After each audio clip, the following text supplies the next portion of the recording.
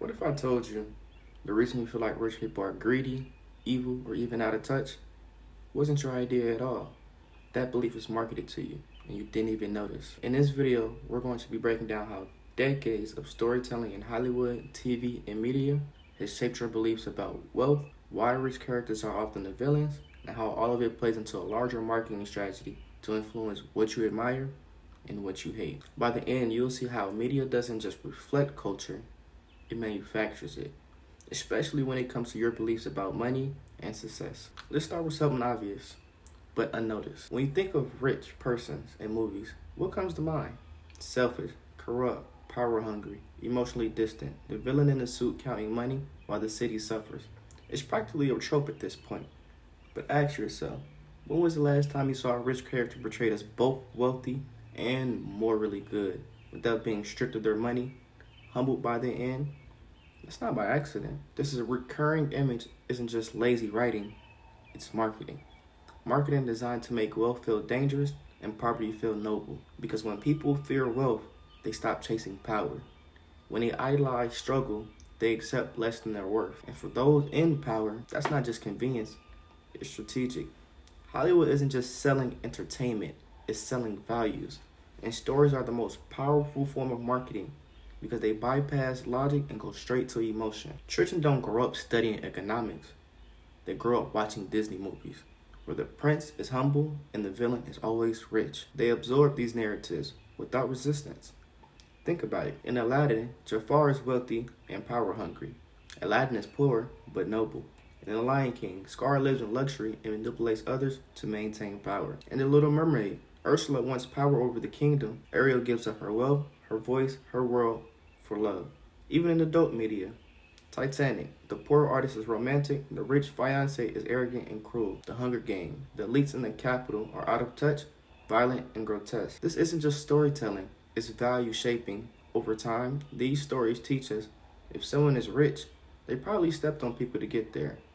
If someone is poor, they're probably more moral, relatable, or real. This creates subconscious resistance to success. You start to feel guilt when you earn more, or suspicion toward anyone who does. Wait, are you starting to realize this has been happening your whole life? That your beliefs about money may have never been your own to begin with? Stay with me, because this just goes deeper. Let's zoom out. Why would the media want you to feel this way? Here's a simple truth. Most people don't consider beliefs are easier to market than products. If I can make you believe that rich equals bad, then I can sell you movies, stories, ideologies, and even political campaigns rooted in struggle, envy, and outrage. People who resent the rich are easier to rally. People who admire them are harder to control.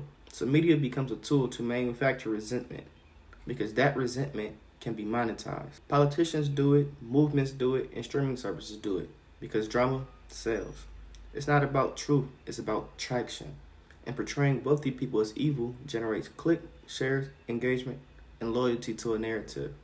But let's talk psychology. Humans are tribal characters. We want to belong, so when a story paints the wealthy as other, we instinctively sit side with the underdog. That emotional loyalty becomes part of our identity.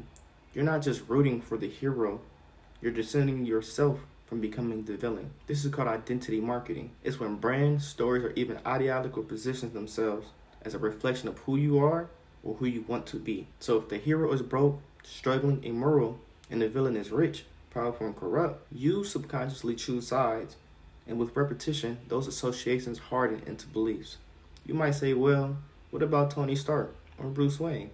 They're rich and good, sure, but even those characters are deeply flawed, guilt-ridden, and isolated. Their wealth is a burden, not a reward. They're constantly atoning for being rich. Even when the rich are heroes, the stories remind us, don't admire their money, admire the sacrifice. And by the end of their arcs, many are either dead, broke, or emotionally shattered. Not exactly a glowing endorsement of wealth, but here's the real danger. When you grow up believing that money is bad, you subconsciously sabotage your own success. You feel guilty about raising your prices. You hesitate to invest or scale.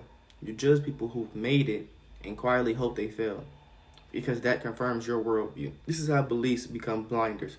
You stop seeing opportunities and start seeing enemies. Ever caught yourself thinking, they're probably rich because they scam people? Or, must be nice, they probably didn't have to work hard. Yeah, That thought wasn't yours. It was planted there by stories you've been told over and over and over. The marketers knew exactly what they were doing. Wealth isn't evil, just like poverty isn't virtuous.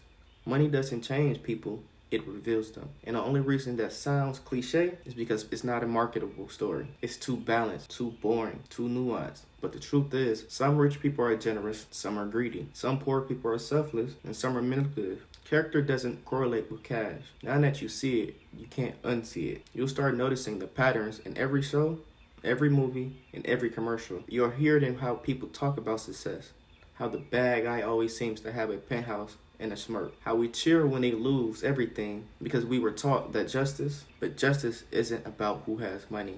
It's about what they do with it. So ask yourself, have I ever been rejecting success because I thought it made me a better bad person? Or more importantly, what kind of story do I want to believe from now on? Because if you don't choose your beliefs, someone will choose them for you. If this video challenged the way you think, don't keep it to yourself. Share it with someone who grew up hearing money is the root of all evil.